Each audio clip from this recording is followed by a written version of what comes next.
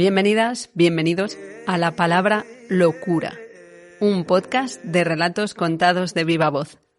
Palabra de Mar del Rey. Hola y gracias por acompañarme en este, que será el último viaje que haremos juntas en el año 2025.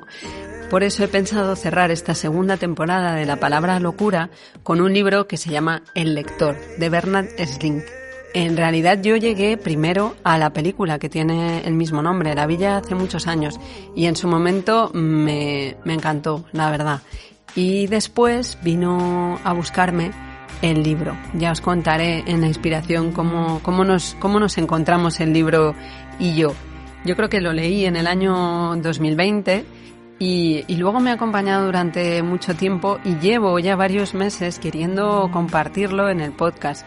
Lo que pasa es que es caleidoscópico, tiene tantas historias, tiene tantos temas, tiene tantas miradas y tanta profundidad que es a lo mejor parecido a una montaña, ¿no? Que puedes explorar o subir por distintos caminos y claro, cada vez puedes o volver al camino anterior que tanto disfrutaste o buscar alguno nuevo. Puedes estar arriba y abajo con este libro que lo llevo conmigo a todos lados y va apareciendo en distintos puntos de la casa, de lo que puede dar fe mi pareja, pues aparecieron también los 3 relatos que van a ir entrelazados con esta inspiración y que tienen que ver con las normas, los procedimientos y las estructuras que a veces sirven y a veces no. Y cerramos con La locura que cura, que en este caso nos da cuenta Hugo. Él es guía de montaña, podéis encontrarle en Instagram como Montaña Andante. Yo tuve la suerte de hacer una ruta con él, nos conocimos y los dos nos descubrimos grandes amantes de los libros y de la literatura, además de la naturaleza. Eso nos ha llevado a poner en marcha un proyecto que inauguraremos en el año 2026 que se llama Papel de Bosque, un club de lectura en la montaña. Este es el contenido del último episodio del año. Pero antes de empezar, te quería pedir algo. Si ya has escuchado La Palabra Locura y te gusta, te pediría que lo compartas con una persona especial, con alguien que creas que lo puede disfrutar, para que esa persona se haga rana y en el 2026 seamos todavía más ranas en esta charca. Muchísimas gracias. Empezamos.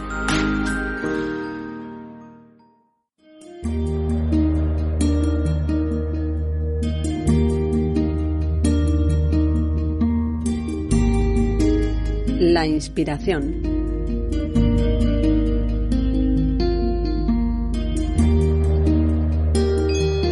Como comentábamos antes, El lector está escrito por Bernard Slink. Él es un autor alemán que también es jurista.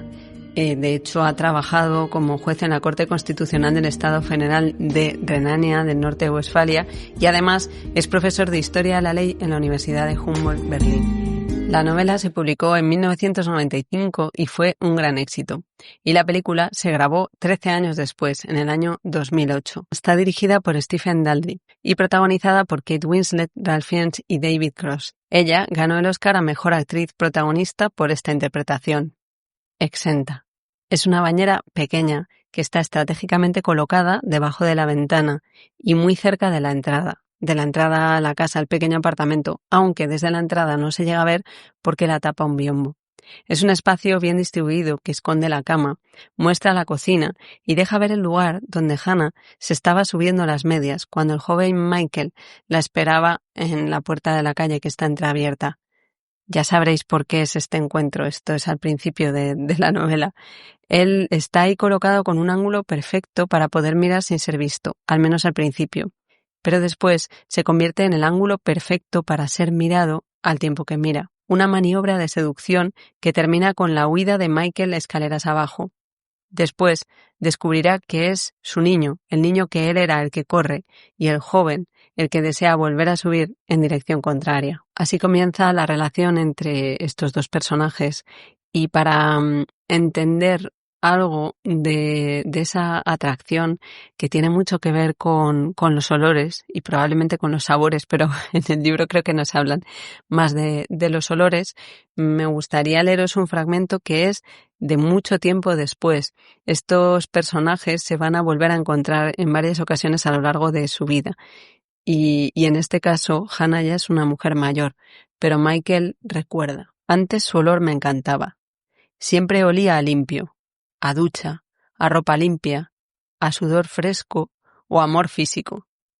A veces se ponía perfume, no sé cuál, y también el olor del perfume era lo más fresco del mundo.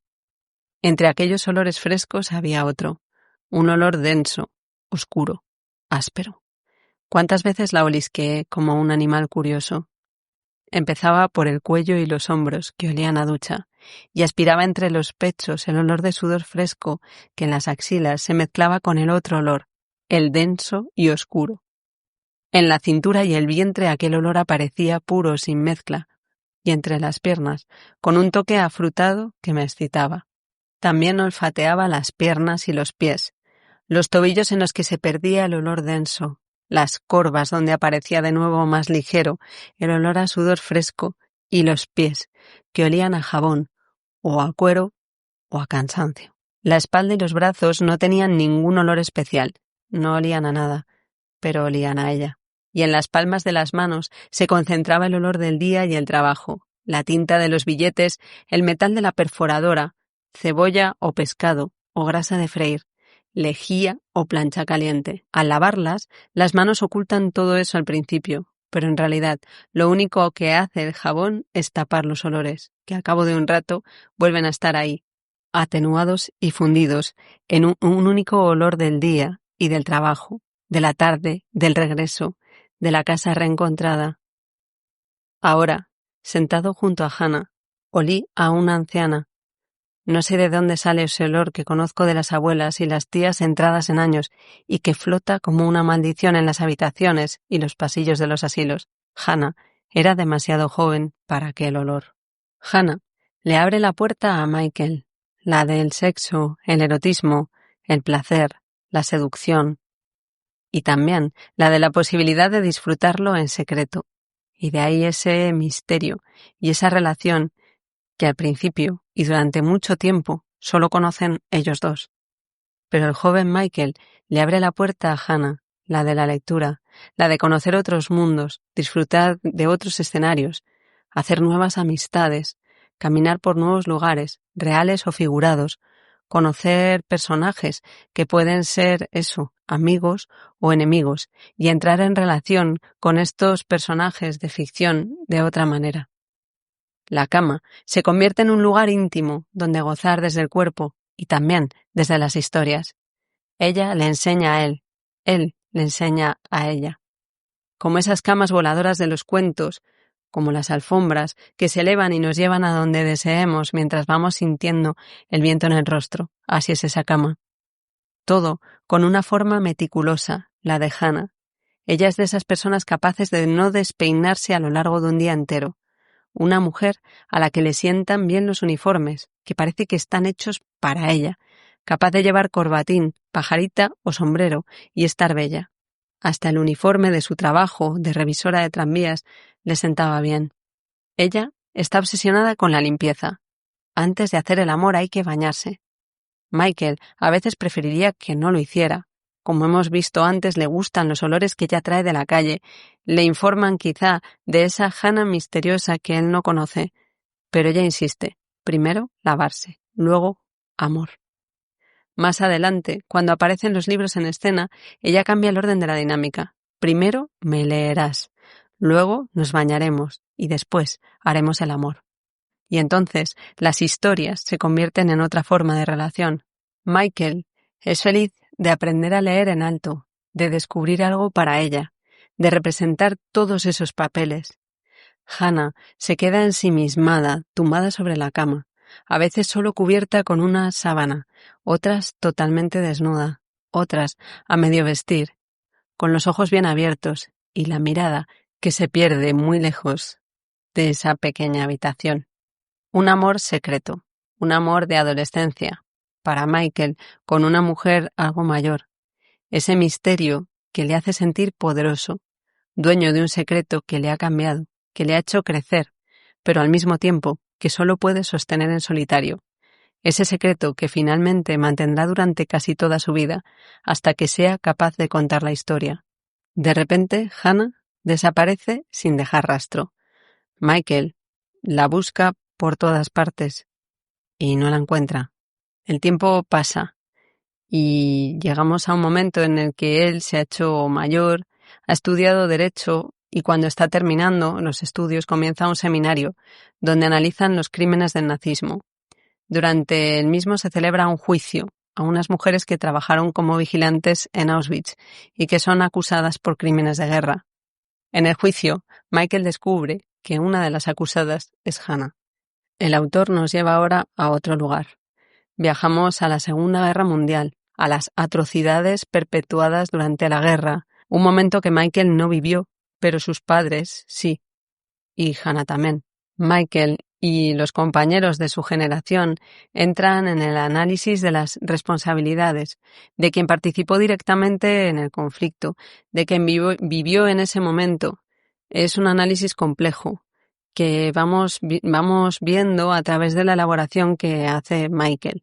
Es interesante cómo describe los estados emocionales y las miradas que tienen en el juicio los distintos participantes y él mismo hacia lo que está ocurriendo. Michael habla de un estado de embrutecimiento. Os leo. Como el interno de un campo de exterminio, que tras sobrevivir mes a mes se acostumbra a la situación y observa con indiferencia el espanto de los que acaban de llegar, que lo observa con el mismo estado de embrutecimiento con que percibe el asesinato y la muerte.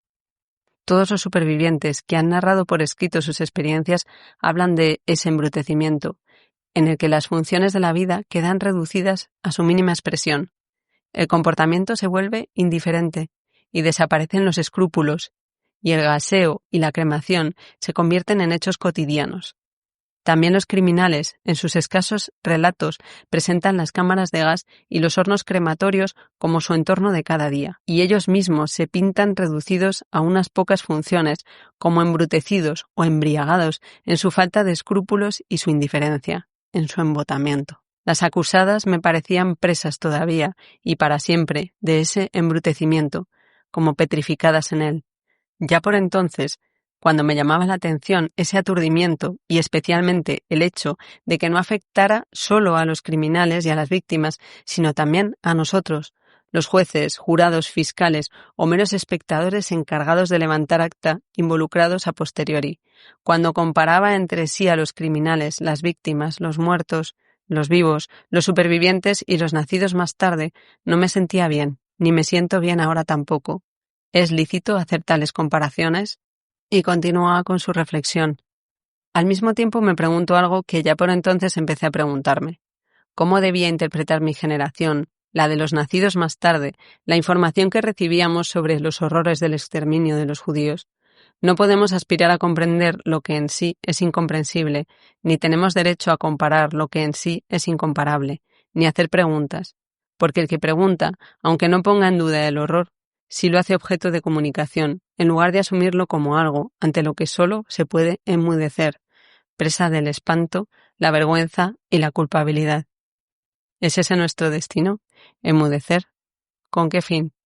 No es que hubiera perdido el entusiasmo por revisar y esclarecer con el que había tomado parte en el seminario y en el juicio, solo me pregunto si las cosas debían ser así. Unos pocos condenados y castigados, y nosotros, la generación siguiente, enmudecida por el espanto, la vergüenza y la culpabilidad. Puede que Michael tuviera el deseo de comprender mejor estas atrocidades, de intentar comprender, para poder salvar o rescatar a esa mujer a la que amó en su juventud. Quizá nos resulte más sencillo aproximarnos a ellas a través de esa reconciliación que da el territorio conocido, o por lo menos esa necesidad de reconciliación o de comprensión.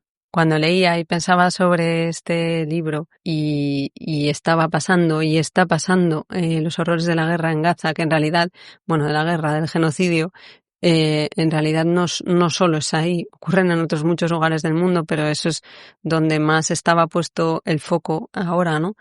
Es como muy sorprendente descubrir que esto sigue pasando, que esto vuelve a pasar y como que no hay un aprendizaje, que surja de estas reflexiones que se hablan en el libro, o de los juicios que se hicieron, o de las vivencias que hubo, ¿no? Y no puedo evitar pensar cómo nos juzgarán o mirarán o qué se preguntarán las generaciones que nos siguen sobre nuestra forma de actuar y de alguna manera de mantener esta situación tan injusta. Tengo la sensación de que no vamos a salir muy favorecidas. Otro de los motivos para leer este libro, si es que todavía no te han entrado ganas de leerlo, es que te hace plantearte preguntas y te obliga a mirar a los sitios que normalmente nos cuestan. Esos lugares de sombra que muchas veces se quedan sin palabra y algunas veces se quedan bloqueados, cerrados. El protagonista no está dispuesto a dejarlo así. En realidad, en su vida es como que la historia de Hannah se queda palpitante y él necesita darle una respuesta. Y de ahí que él sea el que escribe este libro, ¿no? El libro que está escrito en primera persona, porque no lo puede dejar pasar, porque necesita elaborarlo, aunque haya algunas partes del relato que se queden sin palabras, que se queden expuestas sin más. Pero necesita elaborarlo para poder integrar, para poder reconciliarse con ella y sobre todo con él. Y continúo avanzando, desvelando los secretos del libro, que si no has leído o no has visto la película, ya te digo, para aquí y retoma más adelante en la narración para que no te haga tanto spoiler. Y esto tiene que ver con la lectura.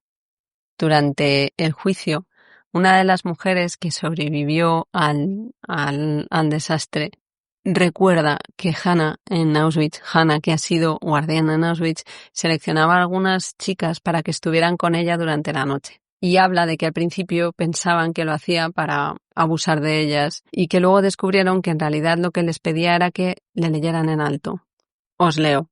Sí, tenía favoritas. Siempre alguna de las más jóvenes, alguna chica débil y delicada. Las ponía bajo su protección y se encargaba de que no tuvieran que trabajar. Las alojaba en sitios más cómodos y las alimentaba y las mimaba.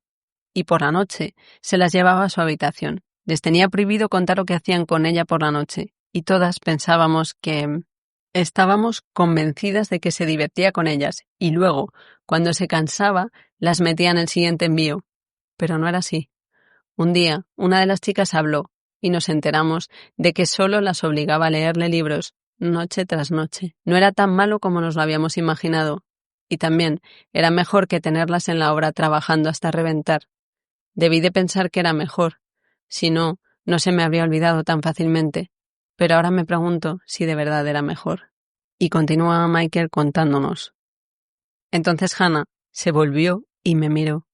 Su mirada me localizó de inmediato y comprendí que ella había sabido todo el tiempo que yo estaba allí. Se limitó a mirarme. Su cara no pedía nada, no reclamaba nada, no afirmaba ni prometía nada. Se mostraba. Eso era todo. Me di cuenta de lo tensa y agotada que estaba.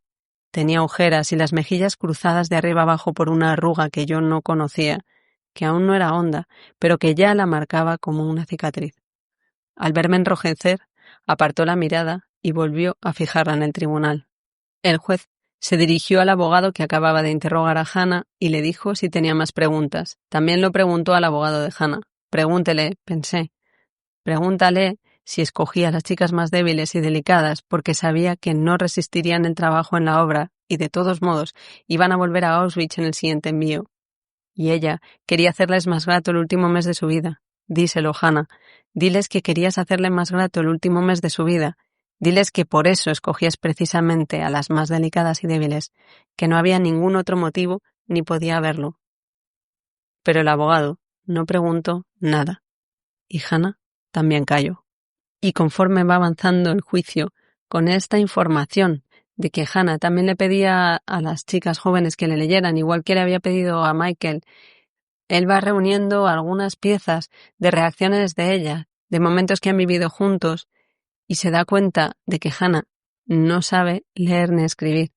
Y eso le lleva incluso a admitir una acusación que no es justa ni cierta. Por eso no puede replicar sobre la declaración que ella misma firmó, o sobre el libro que cuenta las atrocidades, o sobre el informe de lo ocurrido que las otras acusadas utilizan para hacerla la máxima responsable, incluso diciendo que fue ella misma quien lo escribió. Y cuando se plantean hacerle una prueba grafológica, Hannah se niega para no ser descubierta. Ella prefiere asumir culpas que no son propias a admitirlo, lo que la llevará a una condena a cadena perpetua. Saltamos a una tercera parte, la adultez de Michael, que intenta continuar con su vida, olvidar a Hannah. Se casa, tiene una hija, pero no es feliz en pareja, ni tampoco es feliz con su trabajo. No es feliz teniendo que elegir un cargo similar a los que vio en el juicio en su día, y por eso se refugia en la investigación. Termina divorciándose. Y cuando llega a su nueva vida y su nueva casa, esa casa vacía, al ordenar sus libros, recuerda a Hannah y toma una decisión. Empieza a grabarle lecturas, consigue la dirección de la prisión donde ella está cumpliendo condena y le manda las cintas de los libros que selecciona especialmente para ella. Las cintas junto con una grabadora. Se inicia aquí un diálogo peculiar entre ellos a través de la lectura. Al principio él simplemente manda las cintas, sin esperar nada a cambio. Lo que él no sabe es que con el tiempo Hannah empezará a buscar los libros en la biblioteca de la prisión y gracias a la lectura en alto de Michael, utilizando los libros como soporte, ella va aprendiendo a leer. Finalmente, muchos años después, Hannah le envía una nota de agradecimiento a Michael, saludándole y pidiéndole otro tipo de lecturas. Os leo. Leí el saludo y me sentí inundado de alegría y júbilo. ¡Ha aprendido! ¡Ha aprendido! Durante aquellos años yo había leído todo lo que había encontrado sobre analfabetismo. Sabía de la impotencia ante situaciones totalmente cotidianas, a la hora de encontrar el camino para ir a un lugar determinado o de escoger un plato en un restaurante. Sabía de la energía que cuesta ocultar la condición de analfabeto, un esfuerzo que acaba marginando a la persona del discurrir común de la vida. El analfabetismo es una especie de minoría de edad eterna. Al tener el coraje de aprender a leer y escribir, Hannah había dado el paso de la minoría a la mayoría de edad, un paso hacia la conciencia. Y continúa más adelante. Después del primer saludo, fueron llegando con regularidad los siguientes. Siempre eran unas pocas líneas, una fórmula de agradecimiento, una petición, más del mismo autor, o por favor nada más de ese, una observación sobre algún escritor, poema, historia o personaje de una novela, o un comentario sobre la vida en la cárcel. En el patio ya florecen las forsythias, o me gusta que haya tantas tormentas este verano, o veo por la ventana a los pájaros juntándose para emigrar al sur. Muchas veces eran los comentarios de Hannah sobre las flores, las tormentas de verano o los pájaros los que me hacían percibir esas cosas. Sus observaciones sobre la literatura eran a menudo muy acertadas. Schnitzler es un perro labrador y poco mordedor, y Stefan Zweig lleva el rabo entre las patas. O Keller lo que necesita es una mujer. O las poesías de Goethe son como pequeñas estampas enmarcadas en oro. O estoy segura de que Lenz escribe a máquina. Como ella no sabía nada de todos esos escritores, suponía que eran contemporáneos, al menos mientras nada indicase lo contrario. Y hay algo curioso. A pesar de que ella aprende a escribir, y él, claro, lee todas sus notas, él nunca le escribe, pero sigue leyendo para ella sin parar. Y luego hay un momento que dice, que un momento corto en el que le surge la duda de que si ella ya ha aprendido a leer, probablemente no necesite sus cintas. Pero luego dice, la lectura era mi manera de dirigirme a ella, de hablar con ella. Así que continúa grabándole. En el libro vemos como Hannah estará presente a lo largo de toda la vida de Michael, aunque hubo algo muy profundo que se rompió en su primera ruptura sin palabras, otro escalón muy profundo que se volvió a romper en el juicio cuando él descubre de la vida anterior y pasada de Hannah, y sin embargo el amor perdura y la necesidad de seguir en contacto. A mí me sorprenden mucho los silencios entre ellos, esta incapacidad de Michael de responder, de no poder poner palabras ni acercarse. Y creo que esto tiene que ver con los caminos de vida que están rotos por el dolor. Y el avance que va teniendo la historia nos descubre que hay en algunas zonas donde sí se pueden tender puentes para llegar a algún tipo de perdón, o lo que decía antes, ¿no? Que quizá es llegar al perdón más difícil, que es el perdón hacia uno mismo. Y supongo que esos puentes emocionales son como los puentes reales, que no todos los sitios son buenos para hacer un puente. No digo un puente que cruza, por ejemplo, un río, sino que hay que buscar el sitio ideal, el sitio donde se puede construir, el río es más estrecho, el sitio que nos lo permite. Y emocionalmente es posible que sea así. Así que hay lugares donde puedes tender un puente y hacer un acercamiento o poner algún tipo de palabra en esa relación, pero en cambio hay otros que quedan totalmente alejados, ¿no? Como orillas opuestas que están, bueno, a profundidades de distancia. Y el tiempo sigue pasando y Hannah termina recibiendo el indulto. La directora de la cárcel se pone en contacto con Michael para trasladárselo y para pedirle ayuda en la reinserción a la sociedad de Hannah, que ya lleva más de una década encerrada. Pero Hannah no llega a salir de la cárcel. Ella termina con su vida antes de hacerlo. No se ve en el mundo. Michael irá a prisión a recoger sus cosas. Hannah ha dejado algo escrito. Ha dejado dicho que el poco dinero que ahorró y que guarda en una lata de té junto con sus ahorros que están en el banco se ha entregado a una de las mujeres que sobrevivió al desastre de la iglesia, el que motivó el juicio en su momento. Y Michael queda encargado de esta última voluntad. Y es en el encuentro con esta mujer cuando se cierra el círculo, cuando por fin Michael se sincera y es capaz de contarle a alguien que tuvo una relación con Hannah cuando era joven y que después se volvió a encontrar con ella en el juicio y que más adelante empezó a mandar las cintas a la cárcel. Y después ya comparte el último deseo de Hannah, que es entregarle los ahorros que están guardados en una vieja lata de té. La mujer no es capaz de aceptarlo, porque ella entiende que si ella acepta ese dinero, supondría un perdón que ella no es capaz de darle a Hannah. Pero ocurre algo curioso, que cuando ve la lata de té, saca el dinero que hay dentro y le pide a Michael que le deje quedarse con la lata.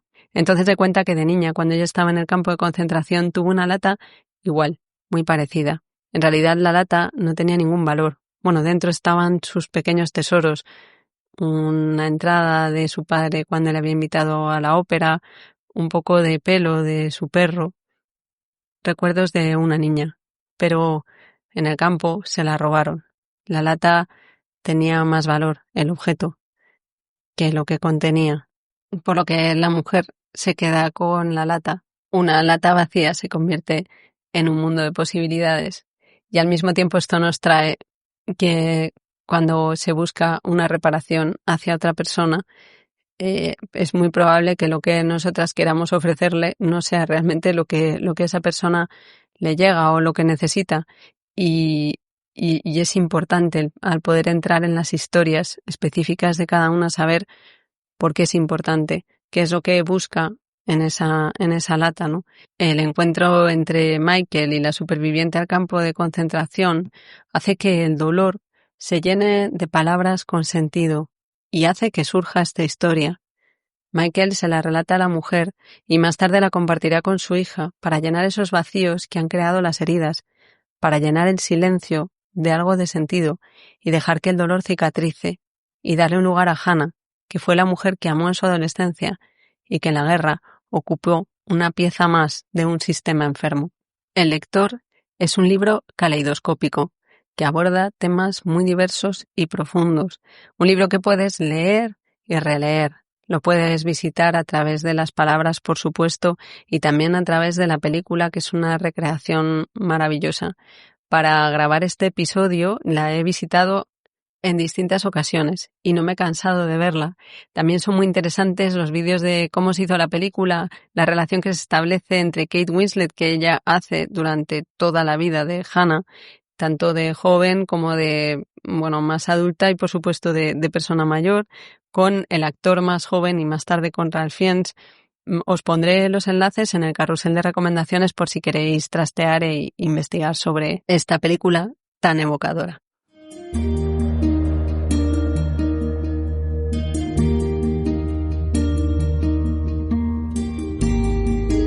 La narración.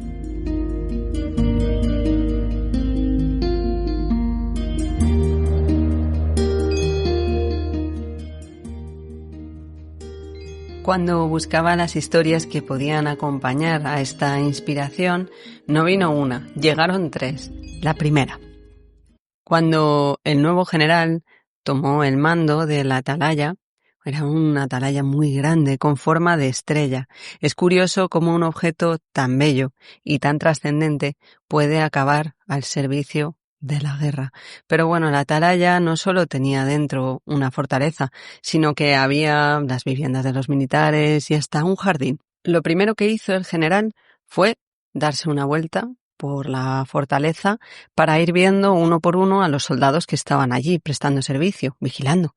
Y claro, había muchos, ¿no? Lo típico de pues las fortalezas que tienen a los soldaditos ahí como las guindas de un pastel. Y luego ya bajó a la zona de las viviendas y el jardín. Y le sorprendió ver que en el jardín, al lado de un banco, había un soldado.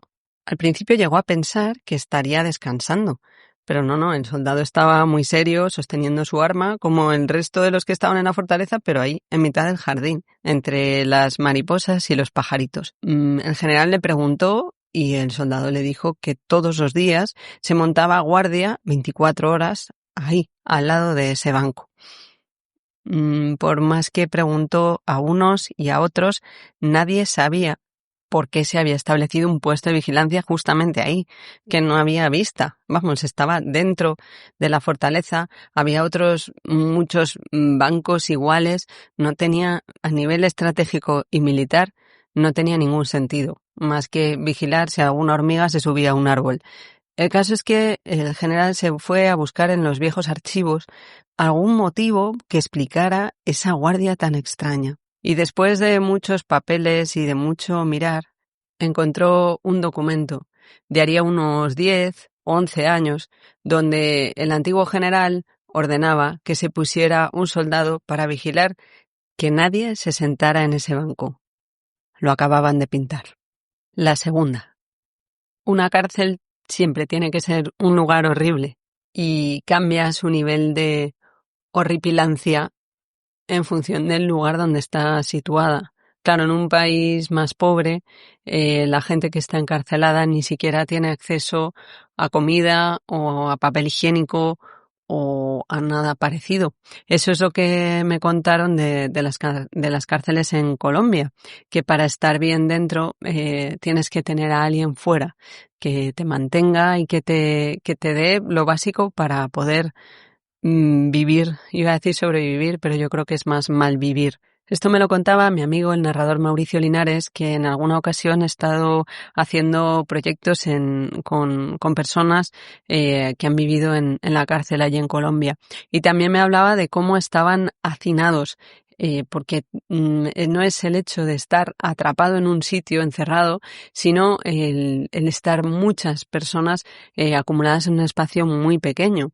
Y entonces él me hablaba de algo que ocurre en la cárcel, que es que a diario los presos tienen que salir del lugar, de sus celdas, y les cuentan. Y este es un procedimiento establecido bueno, claro, los vigilantes saben cuántos presos hay en cada una de las celdas y pues cuentan para ver que no falte ninguno. Y él me hablaba de un día en el que, al contar, de repente sobraba una persona. Y esto le rompió los esquemas a los guardias. Yo me imagino, ese momento también en el que es como cuando vas a reparar algo electrónico y no tienes mucha experiencia en esto, ¿no? Y le quitas las piezas al aparato, a la mini pimer, a la moto, y las dejas muy bien colocaditas, ¿no? Para luego volverlo a montar. Y cuando lo terminas de montar, en una esquina de la mesa donde habías dejado colocaditos cada uno de los ingredientes del aparato, aparece una pieza. Y no suele ser una tuerca o un tornillo, no, suele ser un pasador de plástico, algo extraño. Y entonces haces la prueba pongamos que es una mini pimer, de enchufarla, tocar el botón y mágicamente el aparato funciona.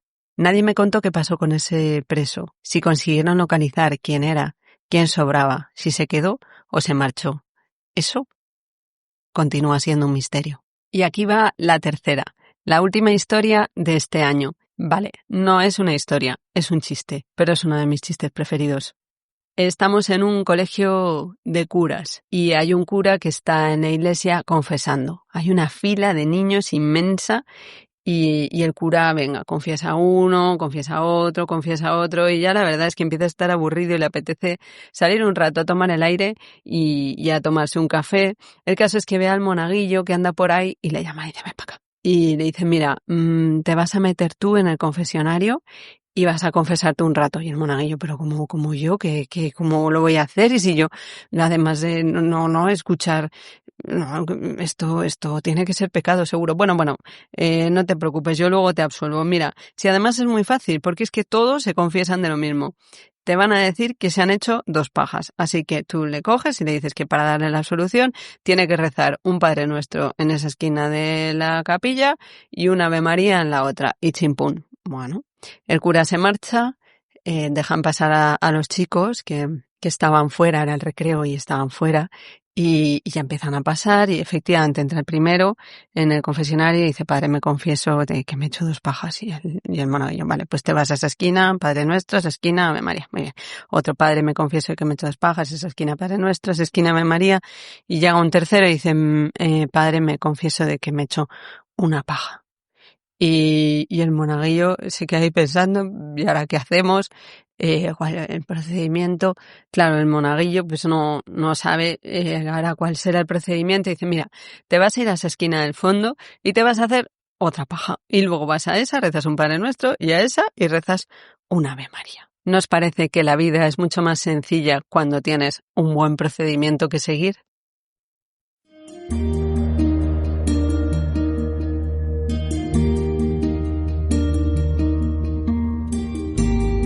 La locura que cura.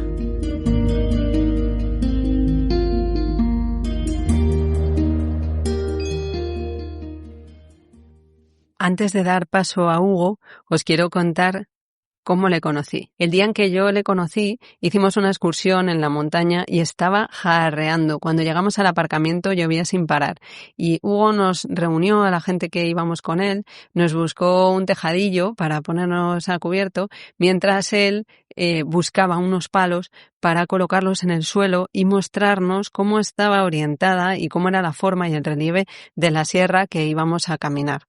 Así es él. Y ahora os dejo que nos cuente la locura que cura. Yo vengo a hablar de mi locura, que no fue mía del todo, y he elegido este episodio porque al final entiendo la locura como ese golpe que hace que el curso de las cosas cambie. Y este golpe ocurrió hace 4 años, en las que tuve una mañana en la que me derrumbé. Y yo estaba muy inestable en ese momento, por lo que solo bastó perder el bonómetro para rabiar, gritar, llorar y tirarme de los pelos. Llegaba tarde a la universidad. Fue mi madre la que, viendo esta situación, puso cordura o locura o lo que fuera, y me dijo, Hugo, no vayas, vete a dormir, luego hablamos. No fui a ese examen, ni jamás volví a la universidad. Para mí era un lugar hostil, pero jamás pensé en abandonarla. Fue mi madre la que introdujo la locura en mi cabeza. 2 semanas después, iba en metro a trabajar al de Caldón de Leganés. Nuevas responsabilidades, compañeros y situaciones que a mis 19 años eran un mundo, pero que me hicieron mucho bien. Cito a mi amigo Manuel, que defiende que una jornada de 40 horas antes de los 20 pone la cabeza en su sitio. Yo estaba contento, pero pronto tuve claro que yo ahí no estaba para siempre, y dediqué 2 años a estudiar para ser guía de montaña. La montaña, el bosque, el campo, qué importantes han sido estos años. Hoy veo mi vida en la montaña, ya trabajo en ella a tiempo completo, y creo, cada vez más, en el poder que tiene sobre nosotros. Me lleva a la calma, al aburrimiento y al cansancio. Qué importante es aburrirse y cuánto me cuesta en la ciudad. He aburrido, cada charla es más valiosa, cada pensamiento más limpio y cada interacción más sencilla y real. Mis amigos son grandes escaladores y aprendo mucho de ellos. A escalar con miedo, a hablarme bien, a lidiar con la duda y con el fracaso, a darme la vuelta y aún así a volver contento. Por todo esto, creo que la montaña es maestra, y que no solo hay que ir a clase, hay que sentarse, escuchar y repasar la lección en casa. Esta es mi locura. Montaña Andante es mi proyecto y su propósito no es solo acercar la montaña a todo el mundo, es estar en la montaña de forma consciente y ya allí, y así ver qué pasa. Papel de Bosque es exactamente eso, un club de lectura en el que junto a Mar busco ambientar un libro en cada ruta y compartir sobre la lectura del mes aún inmersos en la magia del bosque. Muchas gracias, Hugo. Nada. Qué bonito. Me encanta porque Hugo ha traído su locura y sus notas en un papel escritas a mano y por detrás tiene un mapa. ¿De dónde es este mapa, Hugo? Pues mira, es toda la casualidad de que pues prometo que es absolutamente fortuito. Al final tengo muchas fotocopias porque cuando trabajo no me gusta llevarme el mapa porque lo daño. Entonces hago una fotocopia y trabajo sobre la fotocopia y luego pues, mi papel en sucio son mapas por un lado y papel en blanco por el otro. Entonces, bueno, esto es la zona de Boca del Asno, que está muy cerquita del Valle de la Fuenfría, donde nos conocimos. O sea que una bonita coincidencia, sí. Pues sí, mira, cuando yo era pequeña mi madre se dedicaba a editar libros y muchas veces se traía el trabajo a casa y ella corregía los libros impresos, o sea, se imprimía el original claro. Y se traía el texto y entonces normalmente mis hojas de sucio y de dibujar tenían libros por detrás, pero me encanta que las tuyas tengan mapas. Tienen mapas, sí. Pues Hugo ha introducido este proyecto de Papel de Bosque, que es un club de lectura en la montaña que vamos a empezar el 31 de enero y como, bueno, pues tenemos muchas ganas de contaros y tenemos muchas ganas de compartir y nada, muchísimas gracias Hugo y más adelante pues haremos una entrevista más extensa para conocerte mejor. Genial, bueno pues muchas gracias por ofrecerme, ¿no? Como contar la locura. Yo es un podcast que desde que te conozco escucho y, joder, qué ilusión poder formar parte. Carrusel de recomendaciones. Ya sabes que esta es una sección que dedico a pasar por las recomendaciones que te he ido haciendo, que son enlaces que te dejo en la descripción del podcast por si quieres seguir investigando y trastear. Te voy a dejar enlazados todos los capítulos de este año del podcast por si no los has escuchado y te apetece volver a visitarlos. Además, te dejo el enlace del lector en Wikipedia por si quieres conocer más sobre el libro. Y como te comentaba que estuve viendo algunos reportajes sobre la película, también te dejo la presentación en el Festival de Berlín que se hizo de Reader en su momento para que veas a los actores, al director, al guionista y al autor de la novela compartiendo mesa y algunas curiosidades sobre el rodaje, sobre la adaptación. Y cambiando de tercio para que puedas conocer un poco más a Hugo, que nos ha regalado la locura que cura vinculada con la montaña, te dejo su perfil que se llama Montana Andante, montana.andante en Instagram y ahí puedes ver tanto los viajes que ofrece y las propuestas que ofreceremos en Papel de Bosque como las fotos de las rutas que te dan unas ganas de salir al campo que ni te cuento. Os dejaré el enlace a la entrevista más amplia que le hago en Mercado de Pulgas para que podáis escucharla y conocer más a Hugo. Y también un enlace y una reseña al libro del que vamos a hablar en el 31 de enero en la ruta que haremos de estreno de Papel de Bosque, que se llama Canto yo y la montaña baila. Un libro que es una inspiración de las distintas voces que acompañan a la montaña y que yo ahora mismo me estoy leyendo, así que no te puedo desvelar mucho más. Y ahora sí, llegamos al último capítulo del año 2025. Alguna gente me dice que cuando escucha este podcast tiene que buscarse un tiempo tranquilo, incluso que le da para pasar varios ratos, que a veces lo vuelve a escuchar, porque necesita como tener un tiempo de calma. Y me hace gracia porque para poderlo realizar yo también necesito ese tiempo de calma. Primero de encontrarme con alguna inspiración y luego de ir elaborando como ese guión de lo que voy a compartir, de las historias que quieren también venir y decir, pues esta es la que hay que contar hoy, ¿no? Y luego de sentarme a grabar y a montar.